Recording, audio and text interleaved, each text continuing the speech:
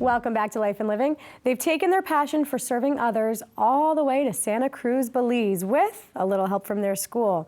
They are Emma Clark, Caldwell University alumna, and Sean Puzzo, a senior at Caldwell University. Welcome to the program. Thank you for having us. Thrilled to have you, because when we heard about this program, this trip that you're going on, we knew we had to have you on the show to talk about it. It's such a terrific thing. Sean, I'm going to start with you. What is this missions trip to Belize? So it's a very unique opportunity that usually takes around 10 students and a few faculty and staff members. From Caldwell University? From Caldwell University to a remote village in Belize, Punta Gorda, which is right in the Gulf of Honduras. And we are usually there for about 7 days, serving in the local community, doing different projects. What kind of projects? What are you there first to do? year that I went, we were building the back wall of a church. The second year I was there, we were building dividers in classrooms. And then the few weeks ago that we just got back, we were painting the outside of a school that really needed to be spruced up. Emma, talk about how you got involved in this trip and why you wanted to go. Yeah, I went on the first trip that Sean had mentioned, and from a young age, my aunt and cousin had gone on a mission trip to Honduras. So I was always kind of inspired by them just to see what it's like and to get out there and have that kind of experience, because when they came back, they were like new people. Like, it's so refreshing, and that's what inspired me to go.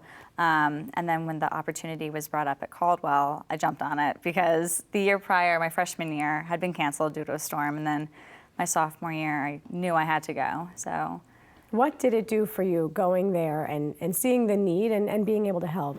I felt a deep centering, kind of, because it's just, they have nothing and we have so much, and it definitely brings you back down to earth, and it reminds you what you need to be thankful for. And it was right after the holidays, so we're all already thinking about what we're thankful for, but to be able to take that and bring it somewhere else and then bring back another new perspective of gratitude was really nice. Yeah, it was when you were in the airport coming back, we were in the Dallas Fort Worth airport, and we were getting dinner, and this woman had ordered a prepared meal or something, and it was too burnt, according to her, and she's like, I don't want it.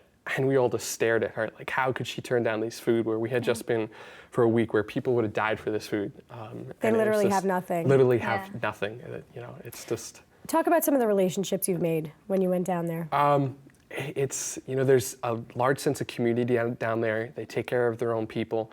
There's a huge sense of community pride. The first year that we were down, we met this woman, Domitilla, that really has had an impact on all of our lives. She took us into her home. On the first few days there, she took down some of the girls to learn how they do the laundry down there. And that was an experience. How do they do the laundry down there, and how different is it from having laundry right down the hall from your bedroom? They didn't even know what a washer machine was, which completely flabbergasted me. We have to explain it as this magical box where you put the laundry in and it comes out clean. Yeah, and Sean was all over that one. But we went down this really steep, muddy hill to this creek, and they had this big flat rock, and we used that to, like, we put a little soap on clothes and we scrubbed it against the rock, and we did that for the clothes and the dishes. And then it was more about, it wasn't about cleaning the clothes, because it was more about, like, really being immersed into their culture and learning something that we wouldn't have learned otherwise. What impact do you think you had on them? Clearly, they've had an impact on you, and I want to draw some more of that out of you, both of you. But what impact do you think you had on that community, on those individuals who you were there helping? I think there's this sense that the world gets smaller when you're able to make these connections. The first trip, they didn't have a map, and Megan Moran, who was with us, she brought a map of the world, and we were able to show where we were and where they were and how far we were, and how still, you know, we will always have this connection with them. This year, we were working in the village of Conejo, and he said that the principal of the school said that they will always have a part of our hearts, and we will always have a part of their hearts. And it's this fact that you can be connected to someone across the world, and you'll always have a place to stay. That's really amazing. How has it changed you, Emma, going there and coming back? You went once. Sean, you went 3 times. How has it changed you? It's made me want to go back. Yeah. But always work and life gets in the way of things. But I think it's changed me just because I look at things differently. How so?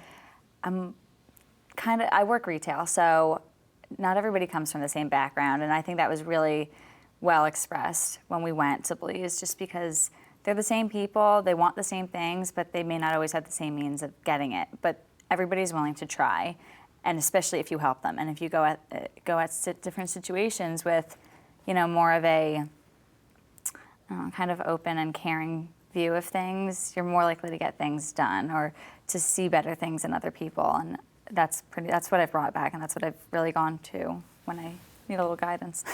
Sean, you've gone 3 times. In the 3 times that you've gone, have you seen yourself grow and progress along the way? Definitely. Every single time you go back with this spirit, and you're like, I can't wait to be back, and can't wait to see the people that you've met. And you get grounded again in your life. Here where we have so many different things, you remember that you don't. So much. Yeah, and you remember that you don't need all these things, and all you need is some good friends, some good food, and a good atmosphere and clean air, and that's what you have down in Belize and in a Punta little bit Gorda. of help, because there are some great needs down there, right? Yeah. Education, food. There's just tremendous poverty. So, Yeah. But all those other things are very important to keep in mind as we sit here and complain about all the things that we have, and it's never enough, right? Yeah. Sean Puzzo and Emma Clark, Caldwell University has sent some of their best down to Belize, and we want to thank you for coming here and sharing that with us. Thank you for having us. Absolutely. Thank you so much. Life and Living has been a production of the Caucus Educational Corporation, celebrating over 25 years of broadcast excellence, and NJTV. Funding for this edition of Life and Living with Joanna Gagis has been provided by Holy Name Medical Center, Investors Bank, New Jersey Sharing Network, the Northward Center, Gary's Wine and Marketplace, Adler Aphasia Center, and by Century 21 Construction. Additional support provided by Melandre Salon and Sulis Spa. Look beautiful, feel beautiful. Life and Living with Joanna Gagis has been produced in partnership with TriStar Studios.